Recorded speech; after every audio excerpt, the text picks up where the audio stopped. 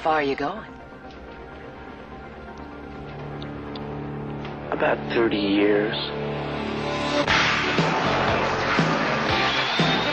In this week's episode, it's Gainax Month, Part 1.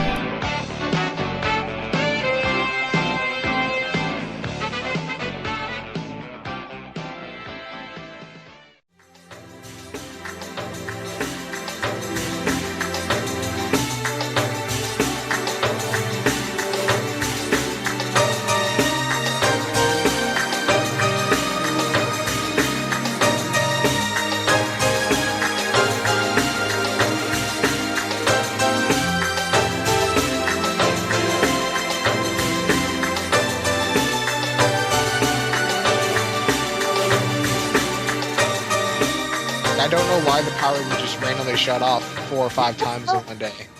Do you get snow? Occasionally, depending on the weather. It can snow here. It can snow there. Alright, I wasn't there.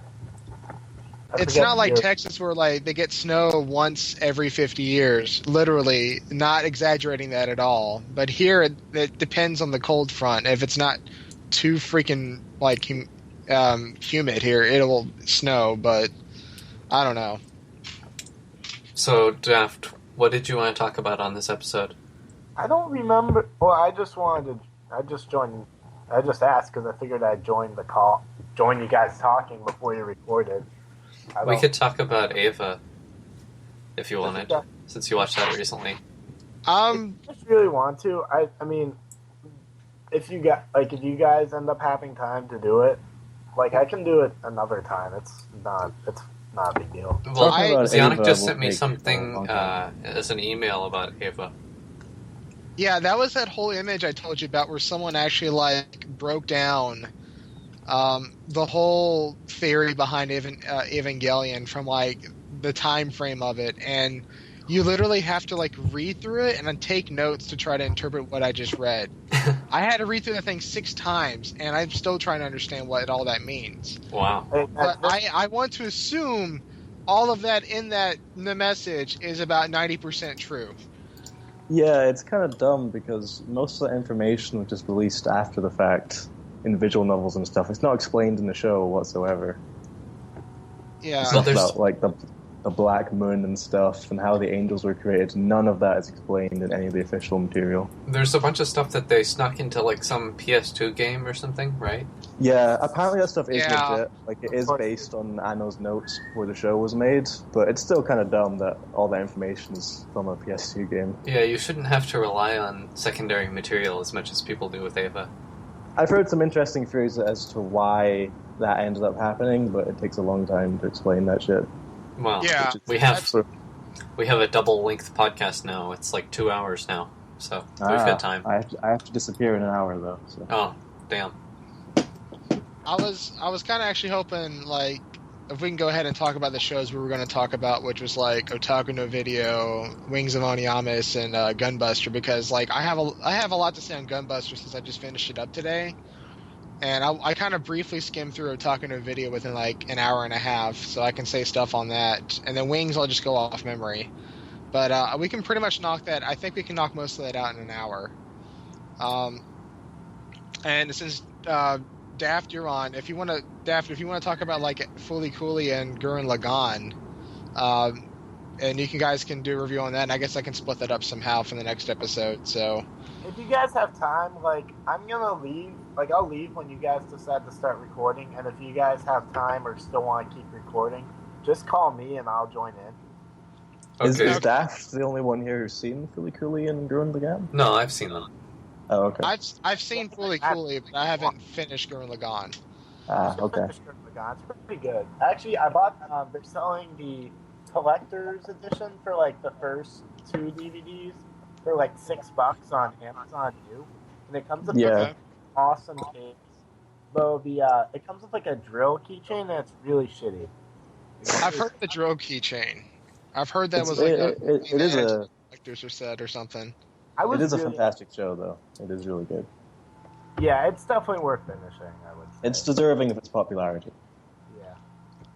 Yeah, but I was gonna say for Evangelion, we need to pick a night and just have 3 hours of time set aside to talk about Evangelion. Yeah, you can spend Yeah, many nights talking So about I Evangelion. watched that. I'll just say a quick thing on it. I watched it like the entire show in 2 days. I should not have done that. Yeah, man. I thought you fell asleep through like half the show. 'Cause, like, didn't Oh yeah, I you're did. talking? I did do that as well.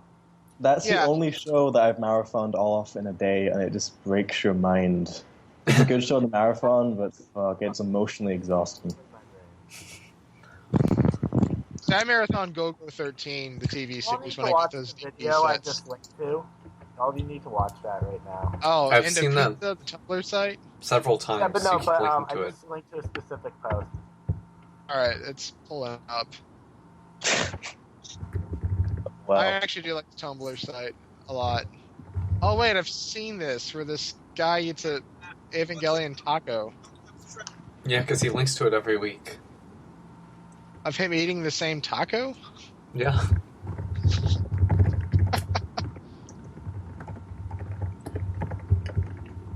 It's been a while since I've seen End of Evangelion, but I rewatched the show this year or last year. I keep forgetting it's 2013.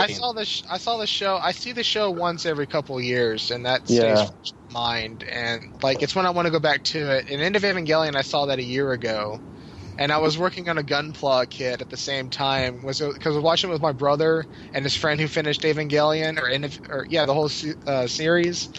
And right up to the ending, he's just asking me questions, and I'm like, dude, I don't know what that means. And I'm just working on my my double Zeta high grade kit at the same time. Is this the guy you said it was like inducting him as an otaku, like putting him into the next level, you know?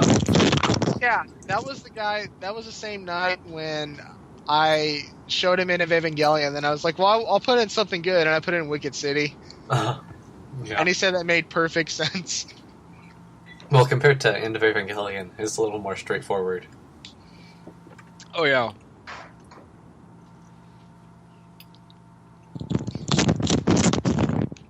Josh to get on, or you just want to go ahead and start, and he'll eventually show up, I guess. I'm not sure if he even understands that we're recording. I mean, we mentioned it, but I told him I was on Skype, but... Well, he hasn't seen any of the shows anyway. Oh, he hasn't seen anything that we've seen?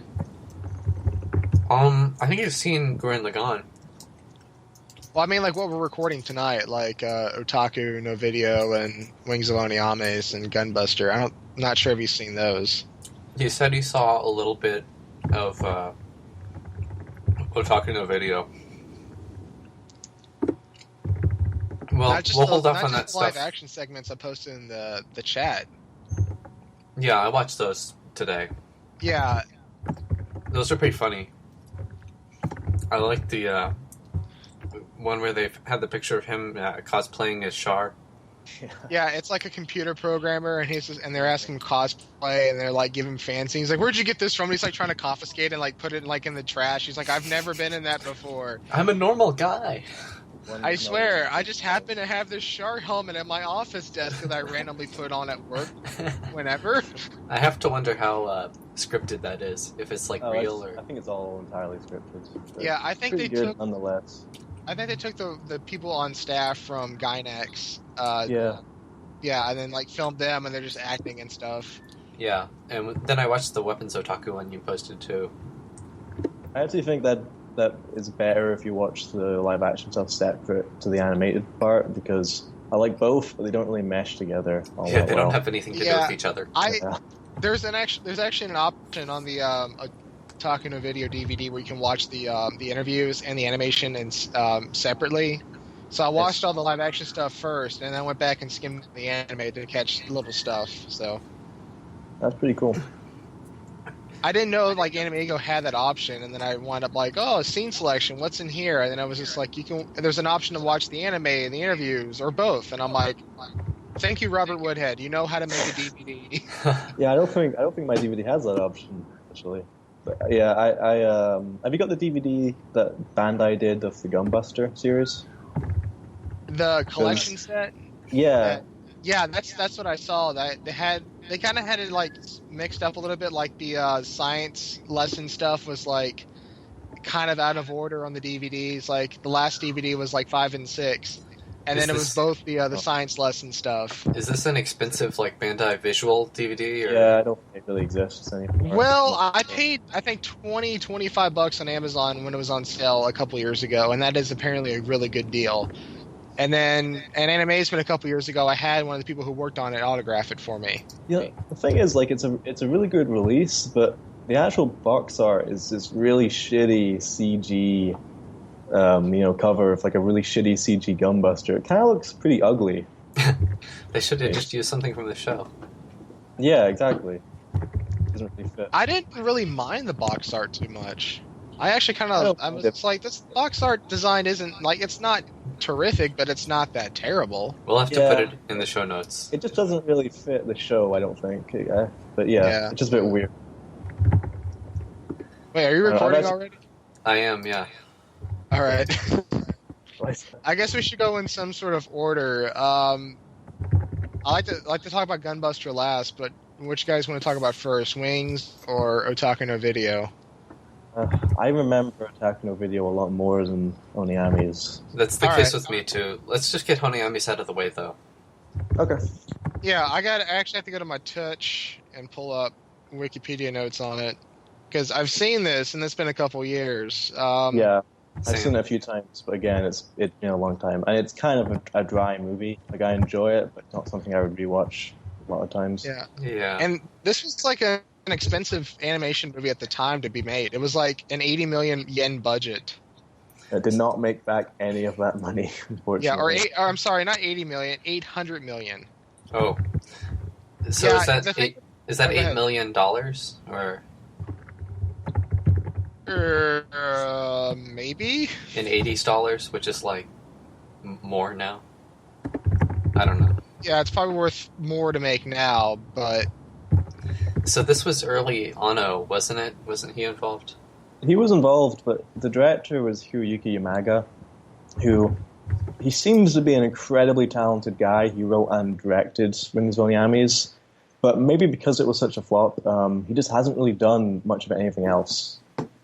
He wrote Gundam 0080, which is a fucking fantastic OAV. But aside it's probably from one of the better Gundam OAVs, maybe. Yeah, series. I would argue it's like the best Gundam has ever been. Yeah. And he hasn't really worked on anything apart from that. Like 10 years later, maybe more, he worked on Maharomatic, which I've never seen.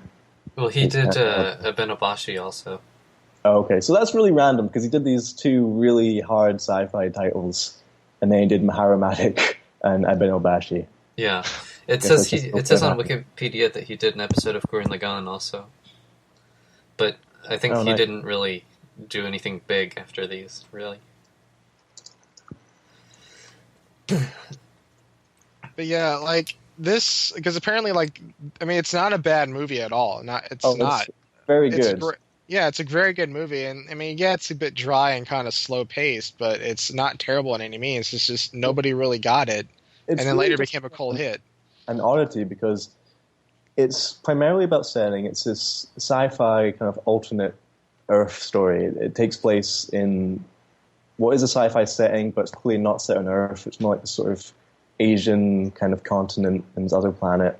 And the story has to do with this, I guess it's sort of like an early 1900s era technology society. And it's about this Space Force and this kind of Cold War that's going between these two different continents. But it's I was going to say, would you call the technology in this steampunk, kind of? That's a good question. I don't know, because it's not like it's 1800s technology powered by steam, you know? It's more just like, I guess it just developed in different ways than it did in our world. It's kind of more technology from like the 1940s and 1950s that we had for like the space whatever space would have gone to the space program at that time. I guess so. I mean, it's really interesting because it's sort of, I guess it's part of it being hard sci-fi, but the technology itself, there's nothing particularly unrealistic in this universe. It's pretty much just a different society where the technology has progressed in different ways and they haven't developed spaceflight yet. But yeah, it's definitely very realistic, hard sci-fi. And yeah, I mean, they did. Oh, go ahead. The thing about this movie is it's not really about the characters. It's not really about any substantial conflict. It's all about just kind of being in this environment, kind of soaking in the mood of the film. And there's very little sci-fi like that. And if there is sci-fi like that, it tends to be quite low budget. So the fact it's even got made, this film which is all about kind of mise-en-scène and all about the setting and the environment, and had this budget, it's just crazy. It's even got funding. Yeah, it's definitely not like an action-intensive movie or anything like that. Oh. Yeah, it's one of those like hard-working guts, motivational movies of like, taking someone and putting themselves to get something done and go beyond the limits to get it done. And again, this movie's interesting because like it has like they use footage from like the Challenger explosion and like different space shuttle explosions for like when they're going over like, this is why we can't go into space, and he's like, no, object, I know we can get up there somehow. And then he goes to that whole training, like the ridiculous like bicycle, like the fight G-force training or something from like something you would see in a 1940s, 1950s like training film for the government or something. Yeah. I mean, yeah, there's kind of an underdog quality to this film too. I think that's true. I think that's in Gunbuster as well. Yeah, and I really like I really like movies like this, and especially Gunbuster. I really like stuff like that is the underdog, where it's like someone who is the most unqualified person to do something extraordinary, which gives people who watch it like a sense of like, hey, if this person can do it, so can I. There's nothing stopping me from achieving something other than myself. And again, yeah. Oh, sorry, go on. But also like this movie, like there's there's always that character that helps the main protagonist move along, and that's sort of the love interest. But this one has a religious girl. Not really sure what the religion is, but they get become good friends, and then apparently he tries to rape her, and then she apologizes for it. Yeah, well, I was just going to go into and they that, want to become good friends later. Yeah, that was kind of the darkest part of that movie, but it's really poorly handled part of the film. But I sort of feel like, as poorly handled as that scene is, and as I guess badly written as it is, I sort of respect what they were going for there, which is, I feel like one thing Gainax does well is they do actually handle, they do attempt to have flawed protagonists most of the time. They do attempt to have protagonists who aren't meant to just be worshipped and loved, like say the average modern Gundam protagonist. They're actually flawed people who do shitty things, and for the main character to do something that shitty, I can respect them attempting to have drama in that way. It's just really poorly handled and awkward. I remember Zionic, do you remember HG Revolution? That guy went in the chat one time. That guy went in the chat one time and was ranting about how this movie glorifies rape because of that scene. And I'm sure there's a lot of people who feel that way, that hate this movie because of that. But it doesn't. It does not glorify rape. It's it's a flawed character. It's because they're even in the movie they were trying to make him as a god-like character, like the government was putting on to be on, and he didn't feel that way.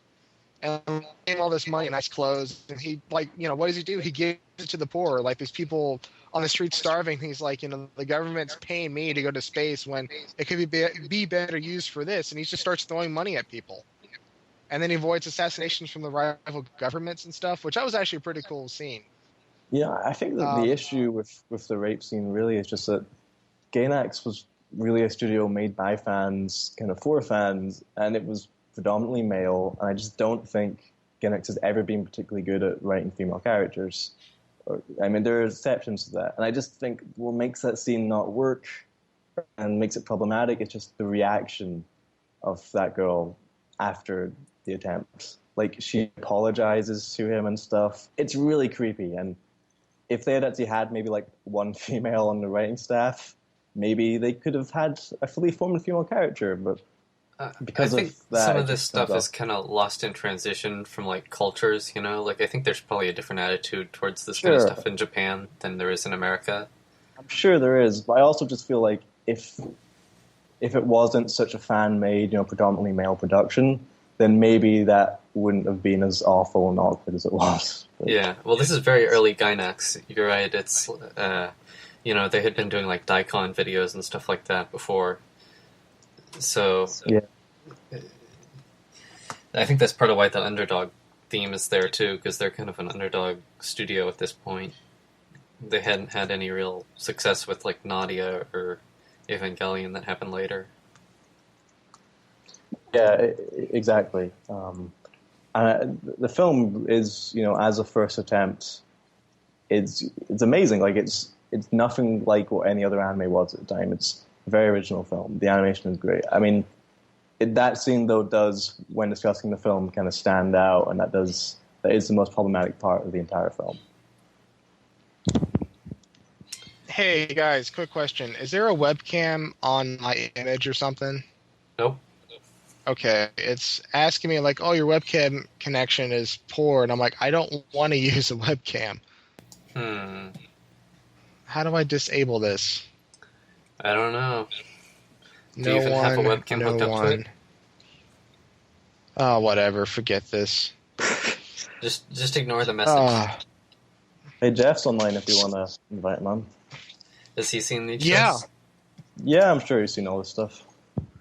All right, one sec. He hasn't seen Gunbuster, but... Oh. But, I guess with Wings, it's pretty much like I like the ending where, like, he is determined to get that rocket into space, and he's able to, convince everyone else on the team. I guess he's busy. He turned us down. To be able to, like, dude, we gotta go into space. Like, nothing can stop us. We made it this far. This demilitarized zone has become a battleground. Cannot stop us from, achieving what we need to do. And, he's able to go into space, and he's just like, he's able to have this, like, kind of inner monologue of, like, if there is a God, forgive us of our sins and everything, which I thought was really good. The ending is really, really fucking good. And I remember in the trailers for this movie, they would always just show all the scenes from the ending, because it does kind of become an action film in that last half an hour, and a really fucking good one.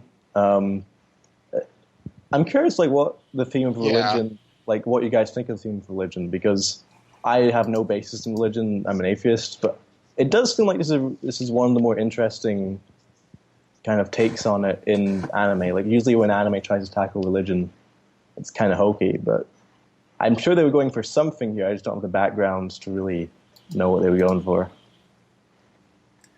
Well, there are some other good anime that tackle religion, like the Pat Labor movies kind of bring it up a little bit, or at least the first one. Yeah, he's good for it, because he was even going to be a priest before he went into animation. He clearly has a pretty good understanding of the Bible. There was something that he did also that was like one of his earlier things that was about religion also, that was silent or something. Yeah, Angel's Egg. Yeah, I have to see that still. We could maybe cover that someday. But we got to check that out. Tezuka's gone into it in some pretty cool ways. Like, has anyone here read OTAKU ANIMOO before? No. It's a really good manga. It's an interesting idea. It's basically this sort of detective / medical thriller, and there's this disease which sort of transforms people's bodies, and it's only affecting Christian countries for some reason. And this dude called Kirihito has to, like, find out what's happening, and that's a really good manga. It tackles the theme in an interesting way. I think Tezuka also did a Buddha manga, didn't he? Yeah, he did biographies and everybody, man. I'm sure he also did, like, a Muhammad manga and a Jesus manga. He did all that I've heard stuff, of the Jesus manga because I have a cover of it as my background on my touch, because I think this is so amazing of anime Jesus holding a 357 Magnum. Well, there's also, like, Yasuhiko did a Jesus manga, which is pretty interesting, though. Yeah, I mean, it's interesting, and, like, it's a theme that you see attempted in Japanese anime a lot, but usually poorly, I would argue. Well, it's been a while since I saw this, so I don't really remember the religious aspect of it. So, Dustin, the religious aspect, the part of that is, like, I mean, because I have grown up Christian, but I think the religious aspect, at least what they're showing, is, I guess, could be like Hindu maybe, or it's sort of Christian theme regarding, like, turning the other cheek and forgive others, or, treat your neighbor as yourself. Because the girl could have had every right to, call call bloody murder on him when he tried to rape her. But I mean, granted, it's kind of pathetic that she played it off as a rape victim of like, oh no, it wasn't your fault. It's like, well, yeah, it kind of was, but within that, she's a very forgiving person and shows a lot of mercy to others, which in this case, like, really, I guess, helped him. Because that's just like her attitude on things, and like, it's not really making her a victim. It's really like, we're all imperfect, but by me showing love, and through forgiveness regarding your, misgivings and everything, then, you can become a better person. That's, I guess, what I essentially got out of it. Looking back on that movie. It's an interesting theme with like space travel added, and there's some pretty ambiguous images towards the end of the film when they finally reach space, and it shows like cave paintings of men discovering fire and like the wheel and things like that in progress. But yeah, it's been a long time since I saw this movie, but I do think there's some interesting stuff going on thematically. Oh yeah. Yeah, the music in this is kind of really off. I don't really understand the soundtrack. It's like I kind of want to like it, but I don't hate it at the same time. Well, so the thing about the music, and I think this is related to Hiroyuki Yamaga, because it has a similar quality to the Gundam 080 music, which is also a pretty controversial soundtrack. But in Gundam 080, like, it was a very dark war story, but all the music was this kind of 80s poppy, kind of jazzy stuff, which a lot of people didn't like. But I think the idea there was it was meant to be the kind of music that civilians were listening to in their colony, like just the basic kind of poppy music that they would hear all day. And in Oniamis, I think it's the same idea. Like, the music sounds really odd and really strange, and almost like it's from instruments that we don't have in our world. Sort of like as if this is a soundtrack that they would listen to in this setting. Like, this is the music that is in their society. So it does sound really odd and strange, but I think that's completely by design. So this is sort of like what happens with technology in the movie, where it just develops slightly differently in their world. Yeah, just music is very different because it's a different society, a different culture. And almost, it sounds like it's being played on these very alien instruments, which I think is totally what they were going for. Yeah. So, do we have anything more to say about Honneamise? Not really. Fans. Okay, it's going again. It froze for a second. Okay. So we're all good? Yeah, it's going again. Alright. I guess we can. So we'll move on to Otaku no Video then.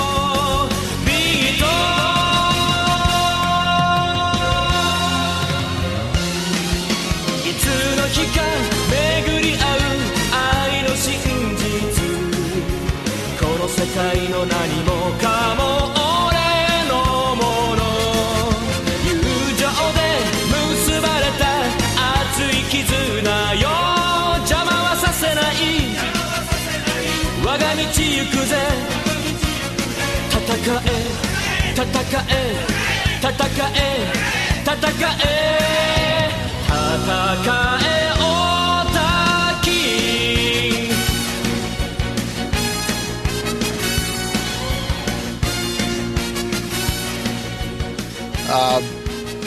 So you guys have seen that already, right? Yeah. Okay. Andy, what are your thoughts on Otaku no Video? Oh man, well, I'm probably going to be the most negative one on this title. Though I do like it.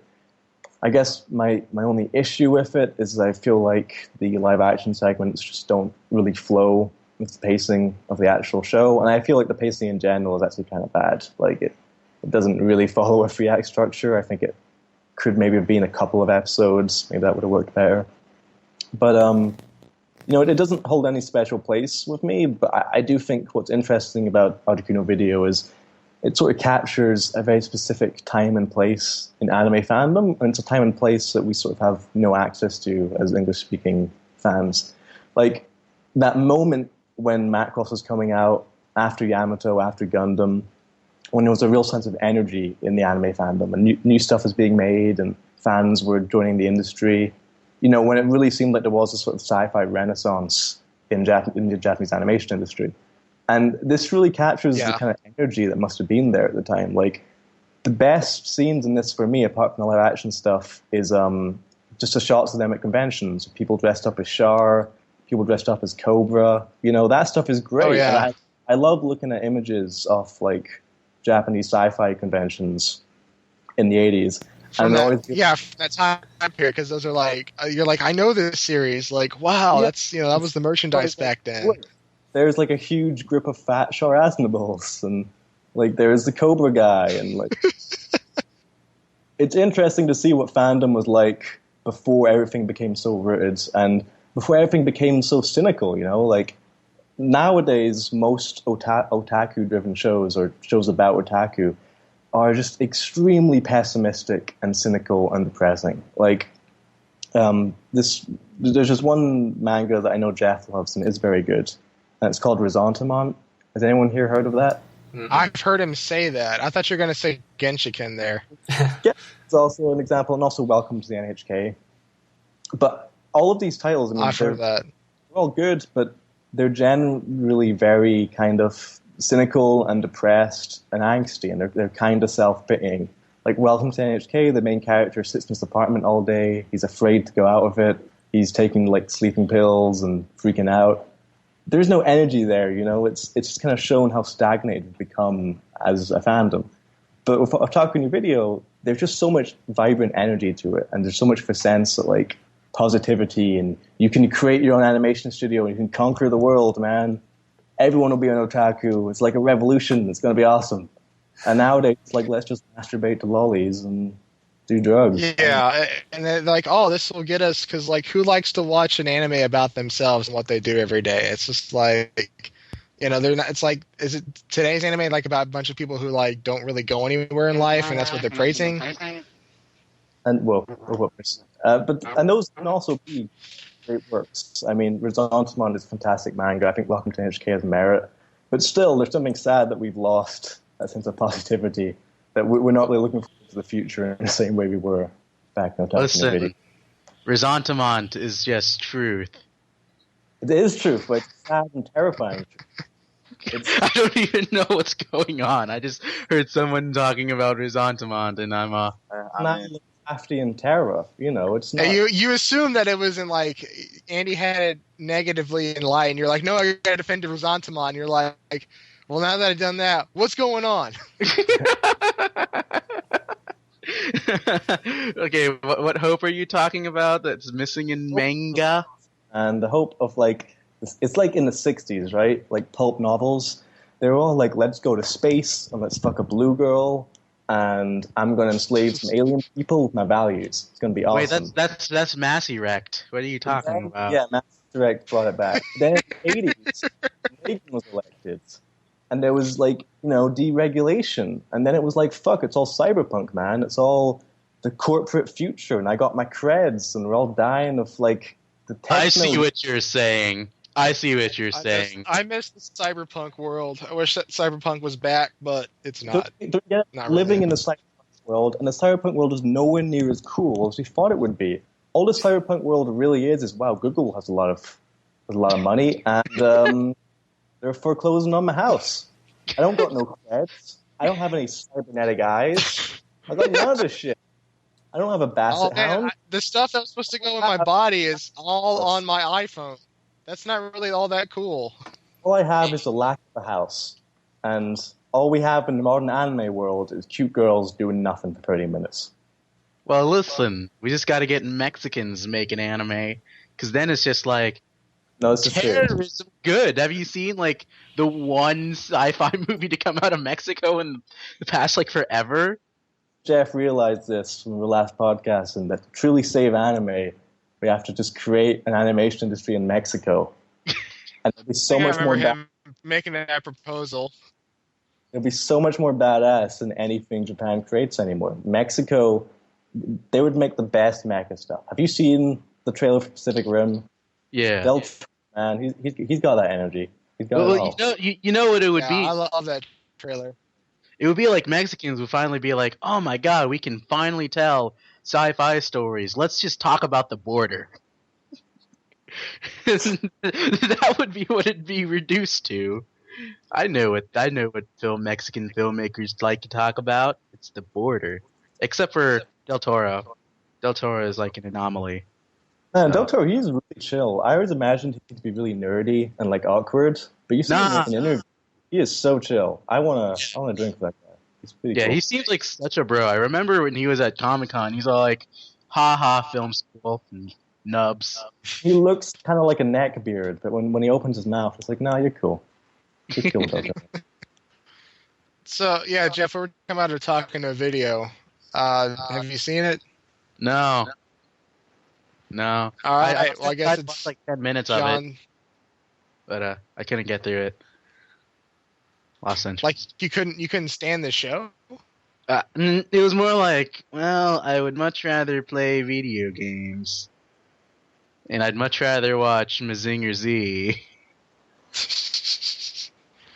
All right. Well, you didn't like it. That's what I'm taking from it, and that's okay because.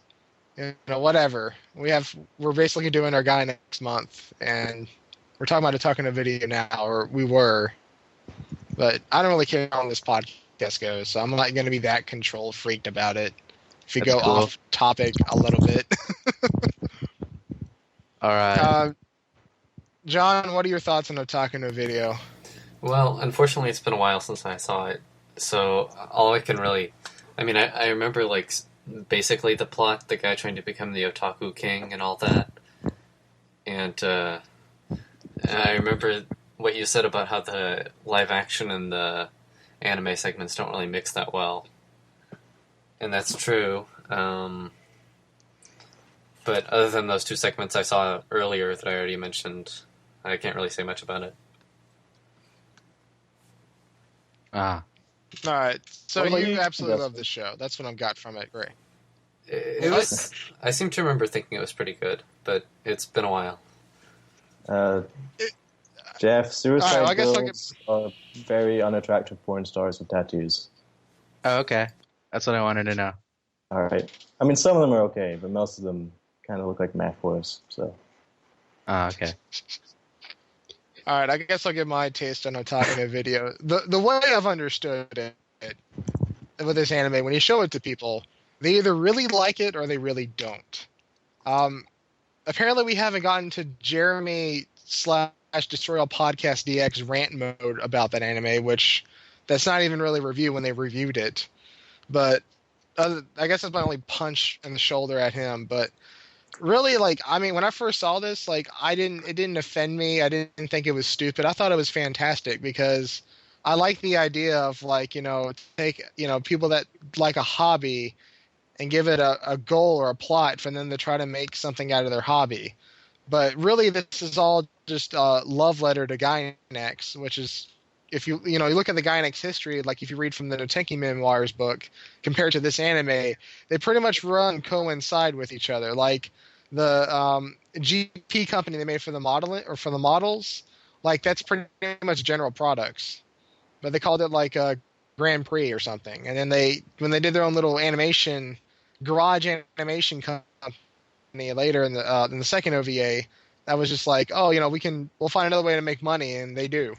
Yet, they got that one girl that did like all the animation work because she's such a good super drawer or something. Which I felt kind of bad for her, but it's like it's one of those. Yeah, again, female characters in the next shows. Like, do they realistically think that one girl can do like what a whole animation staff can do? Unless she's not human. Yeah, I mean, I feel like the issues of this OAV are just primarily structural. I don't have really any much of a problem with it, but I can see why watching it in one sitting, some people would not enjoy it, and I think. It's just not really paced like a one-shot. It could have been a full series or something like that. That's my only real complaint. Yeah, I mean, again, this is one of those things where, like you were mentioning, like I can watch like what was really popular in fandom back in the 80s that they put in this anime. Like, the big things that I saw that, they had people drawn up as cosplayer was like from like, Captain Harlock or Lupin, Gundam especially. The main protagonist, the main guy. What? I was going to say, I love that they show that, even back then, Gundam had fangirls. Like Garmazabi had the boys love fangirls and stuff. Well, no, on the comic convention, the comic market thing they went to, or Comic Cat, they had the one girl like in frame that was dressed up as Cassilia Zabi selling like doujinshi or something. Yeah. And then, like at the end when they make the Otaku Land, like Disney World place, they got the girl that did all the animations for him, the cute girl, dressed up in a Lala Soon. So like I can kind of go back and like pause at certain frames and like, like like that's Yamato, that's Macross, and just kind of have fun with it. I'm not saying that's like what I think that makes the show great. It's just like I like little things about them because Gainax was made by a bunch of otaku. So again, they're really their own big love letter. And they actually did show scenes from their Daikon 4 animation, like when the main character meets everyone in this like apartment or whatever, and they're like, they're otaku for this thing or for weapons and illustration and manga and guns. They have like the guy who's like into special effects and he's like rewinding. Like you can check out, he's talking about like all the special effects that went into like the Daikon 4 animation. They're having it on the screen, which that's just really more animation than anything. But I mean, yeah, it's like, you can take that aspect now and like, regarding the word otaku, regarding being the Americanized version of it being the an American anime fan. If we really took the definition of it, what it meant in Japan, it's like, you got people who are bronies. So they're otaku for My Little Pony or otaku for Homestuck. I mean, that's what it'd be in today's terms. That's the way I interpret it. I would not watch a brony no video. Yeah, I think that'd be pretty sad. We're gonna make the entire world of bronies. Yeah, we're gonna be Brony King. Oh man. Oh, that's why I said that would be kind of sad. But who can be the most autistic? Yeah, it's. But really, with this, it's like if it's not like the inside lives of these people. These are guys who are like yeah, we're fans, but we want to do something and make money out of it to be part of the fandom and help the fan base in a way. And that's what I really like about it, because it kind of, again, it's a bit inspiring to fans and geeks out there in otaku who are like hey, I want to make my own animation studio or make my own video game. If those guys can do it, what's stopping me but myself? And, I don't know. I mean, again, I really like Otaku no Video. I like the cameo of Giant Robo at the very end in the theme park. Yeah, there's the giant. The guys making this were legit. Yeah, and then they got like the big statue in the middle, which I thought was like they combined Gunbuster and Yamato and like some other ship, and that's for the arms or whatever. So. Oh yeah. I think that's pretty much covers about it. I mean, really, it's one, like I heard they show this at Otakon every year, and they've been doing that for like 10 years or something, or longer than that. So it's really like one of those things, like you either really like it or you don't. But I mean, you're welcome to give it a shot. And I mean, I don't know. It really all depends on the viewpoint. I mean, but I mean, personally, I really like that anime.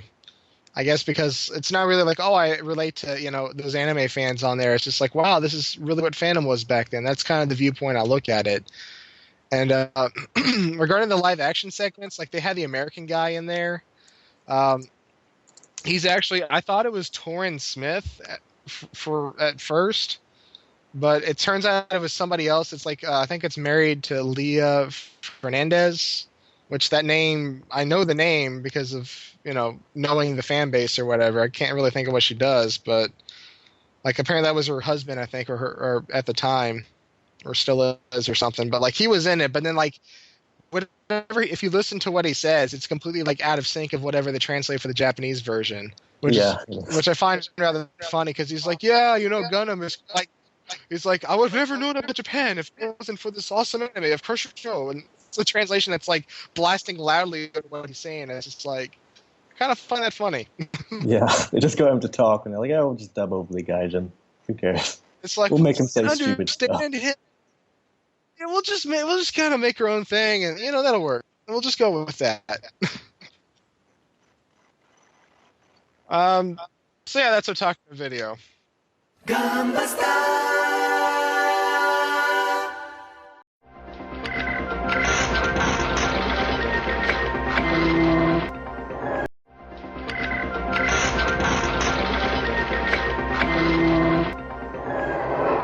How far are you going?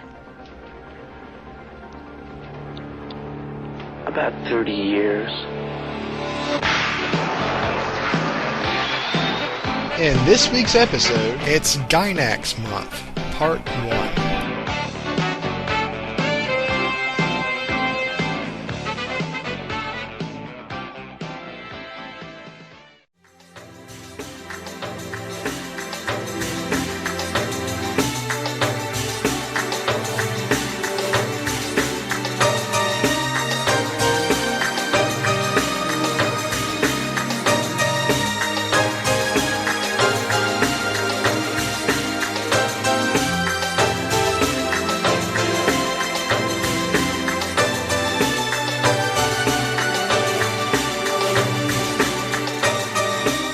I don't know why the power would just randomly shut off 4 or 5 times in one day.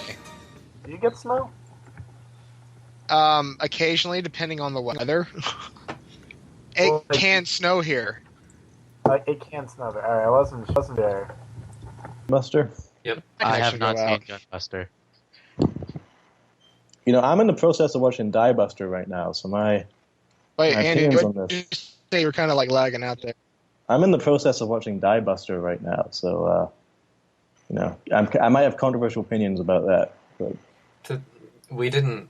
Zionic and I saw the first 2 episodes of Diebuster, and couldn't stand to watch anymore. yeah, that seems to be the general impression as far as Gunbuster fans went. But I think you guys should like. What are your guys' opinions on Gunbuster? Are you guys fans of it? Well, it's a whole lot better than Diebuster. I mean, after seeing Gunbuster today and compared to what I remember from the first 2 episodes of Diebuster, it's not the same series by any means. Like, Diebuster's like, yeah, we'll take Gunbuster, but let's make it like Fooly Cooley. And I am one that really can't stand Fooly Cooley too much. Yeah, I think Fooly Cooley is definitely it depends on kind of who you are, what you're going to get from that. I don't think Diebuster is nearly as good as Fooly Cooley, though. I think Fooly Cooley has a lot more going for it than Diebuster does. Yeah. To be honest. Yeah. I agree with that. I mean, Fooly Cooley, even if you don't like that show, like just the way the soundtrack in that series is used is sort of amazing. And Diebuster's not that going for it. I didn't see the whole Diebuster, so I can't really judge it that much on this, but Fooly Cooley has a lot more depth, I think, than Diebuster. Well, for depth show. But yeah, are you guys big fans of Gunbuster? I thought it was pretty good, yeah. But it's been a while since I've seen this one also. Did you lag out there, Dustin? Whoa, am I lagging? It might be another power outage or something. No, I'm still here. Oh, okay. You got kind of lagging a little bit. No, I thoroughly love Gunbuster. Like, I saw it within the past few days, just kind of refreshing on it. And I really like it emotionally and like the show because it's perfect for 6 episodes. You know, it's pretty much the prototype to, you know, what sort of became Evangelion regarding, like, you got the girl who, you know, Noriko, who doesn't have a lot of faith in herself, but she's given these great opportunities to, you know, better herself and improve what she does. So it's a really, like, you know, underdog coming of not really coming of age, but, you know, rising to the top. Like, it's kind of like watching Rocky kind of a little bit, except you're Rocky's but the 17-year-old. But I mean, the other interesting aspect is like whole space travel and like how it, like, you know, future time, and like regarding them having that whole science behind it, which apparently is made up the way I understand it. I think when I heard the Gunbuster review from AWO, like Gerald said, he wrote like a paper regarding like all the science stuff in Gunbuster and got a B in class for it. So it must be really convincing to confuse like college professors that it's real science or something. I thought the paper that he wrote about was like, here's what's wrong with all the science in Gunbuster or whatever. Even though none of it's real. I mean, they sort of make fun of the science in the little chibi shorts after each episode, so I don't think it really matters. There's one moment where they're sort of making fun of like how mass production models, for some reason, the prototype is always way more powerful than the MP unit in anime, which makes no sense whatsoever. They had that, like, on the DVD set, they had, I think they made a new animated short with, they did, yeah.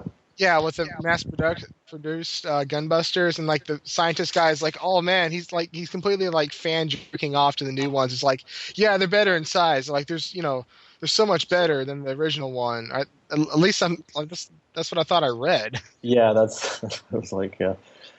But yeah, I'm not actually a fan of Gunbuster. Really, I'm not like I don't dislike it, but I'm not really a huge proponent of it. Are you kind of done explaining why you like it, or? Oh, I was kind of talking about it a little bit. I mean, with the time thing, the Gunbuster and the space thing, like it doesn't really fully explain itself, even though they do kind of explain it.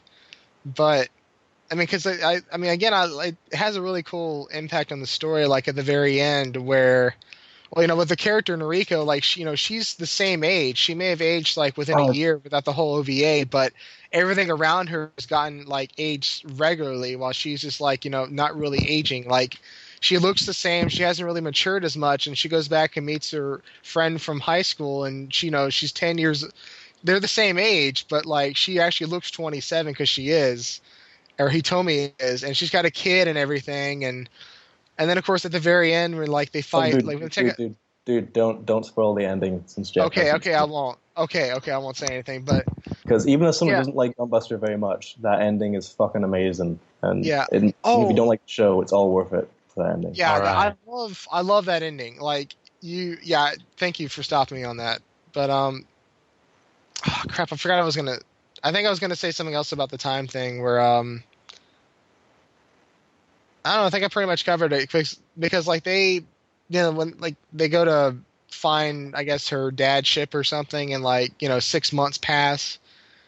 But it kind of really leaves a reflection. Like even like with people, like when I look at that, regarding Noriko, and the world changing around her when she comes back to Earth.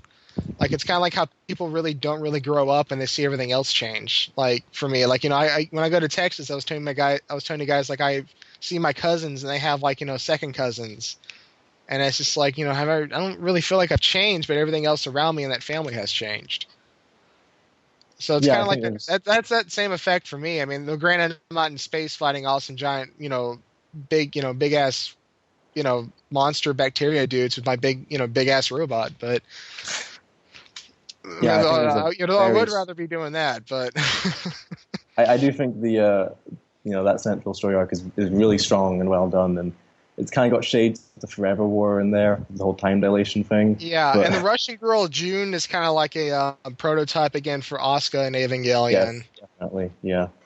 Yeah, they also got some nice breast physics in this. I think it's been termed. This used to be called Bus Gunner or something, like back in the Phantom days when this came out in the States, when people first saw it, because them boobies are everywhere. They're not really everywhere, but yeah, there's quite a lot of it. Like there are scenes where she just sort of sits down and her top sort of almost slips off for a couple of seconds, so you can get that nipple shot. It's pretty blatant. She's on the bed and like she's got like that really short like yeah. I don't know, whatever, and like you can clearly see her boobs there, but she's like. Listen to a call or something. I don't know. I guess I don't have an issue with this necessarily, but the thing about Gunbuster is it sort of reinvents itself every episode. Like the first episode is almost this sort of shoujo style. The first episode is really good, but it's almost this sort of shoujo aim for the ace style series where it's this all-girl academy and they're all training in their mecha, and it feels a lot like a sports manga almost. Are they like constantly being yelled at and sweating and just in pain and throwing up? That isn't it. No puking, but everything else. Jeff, you watched Aim for the Ace, right? That shoujo manga with the tennis players, and there was that old. Yes, I watched a manga. Whatever you watched the movie. Isn't the name even a reference to Aim for the Ace? Because in Japan it's called Aim for the Top. Yeah. Well, the guy who was the coach in Aim for the Ace is pretty much just in this show. The same character is just there, and he is awesome.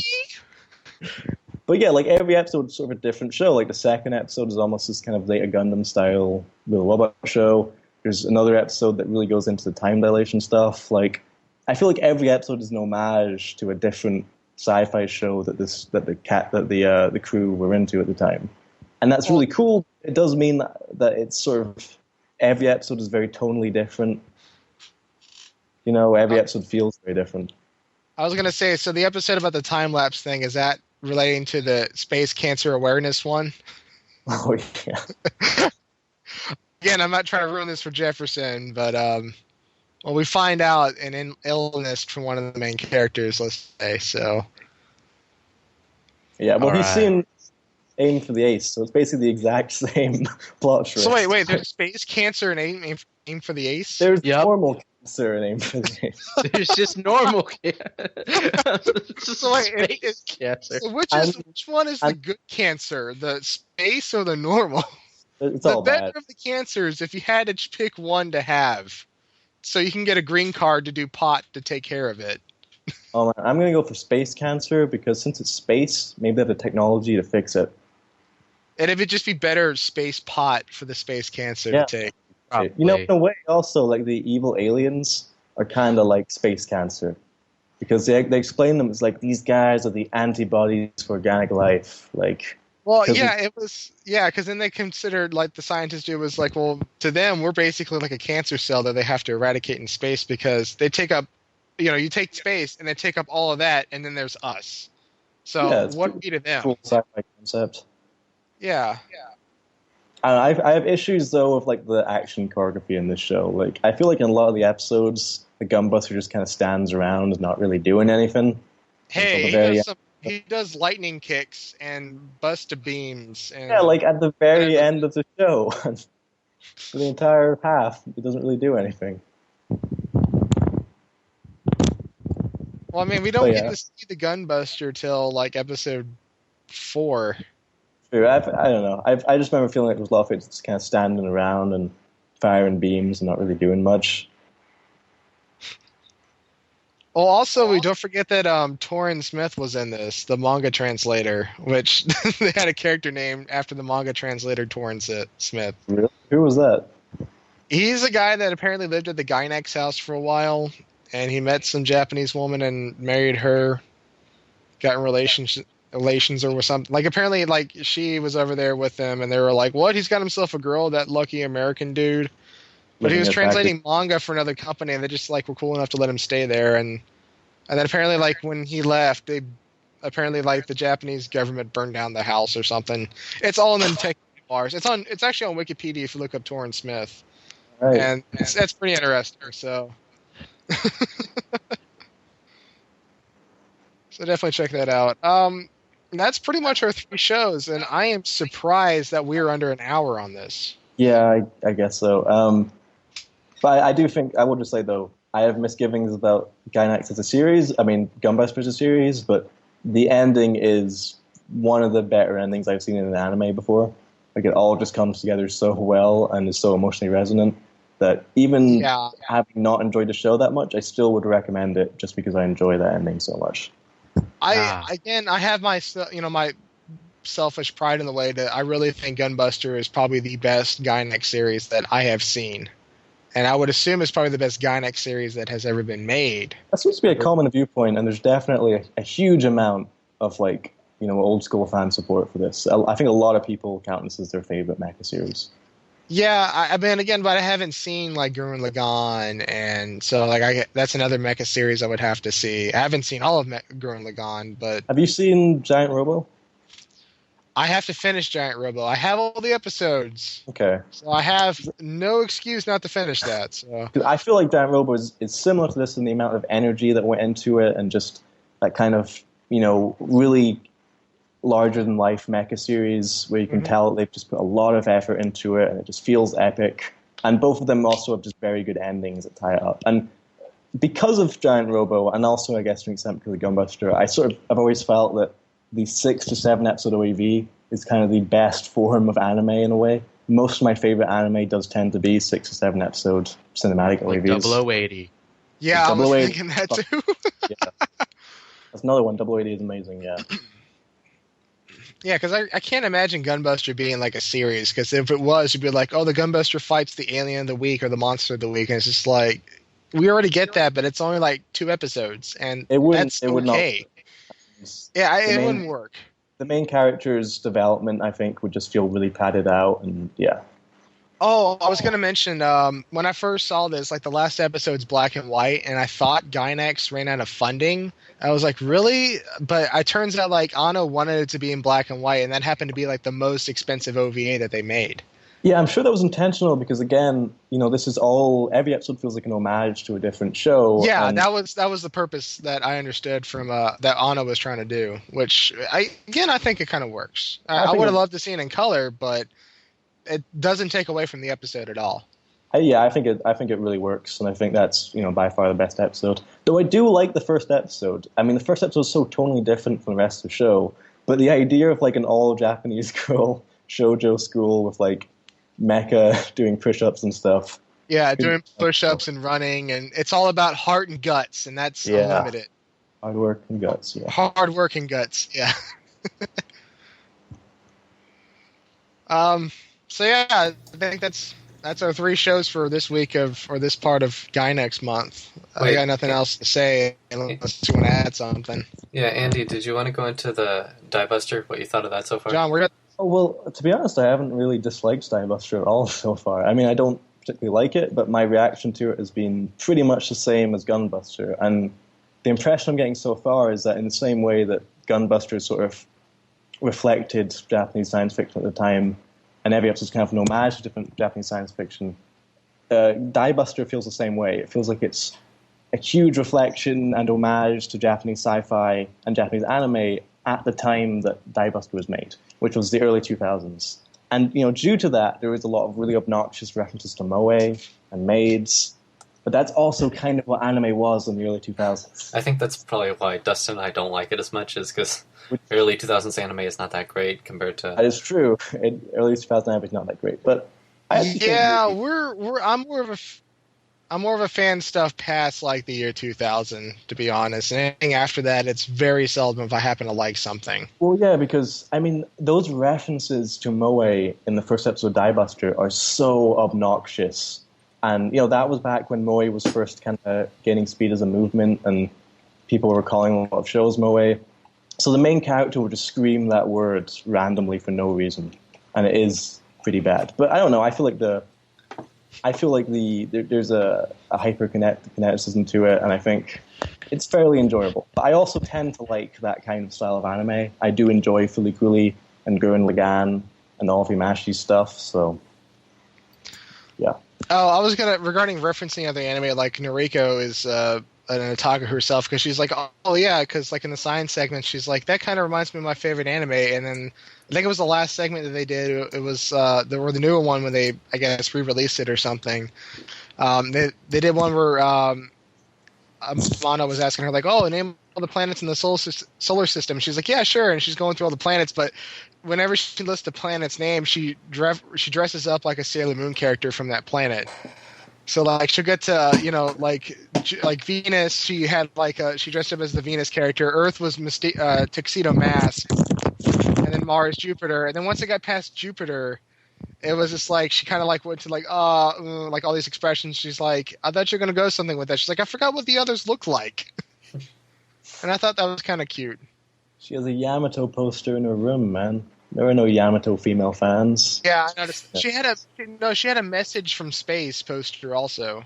Oh yeah, which I think that movie's still on my Netflix queue that I have to watch. The movie is Messias approved, which means it's good.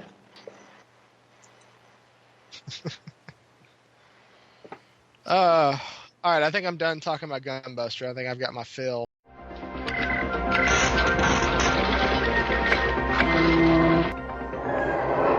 How far are you going? About 30 years.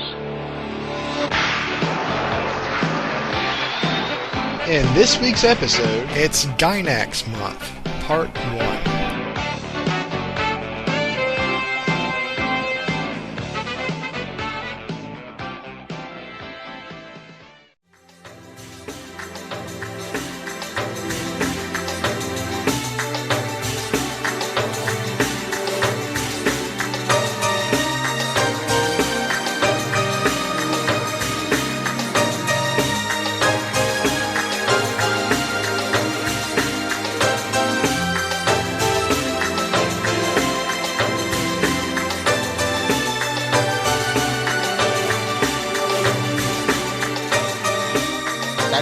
why the power would just randomly shut off 4 or 5 times in one day.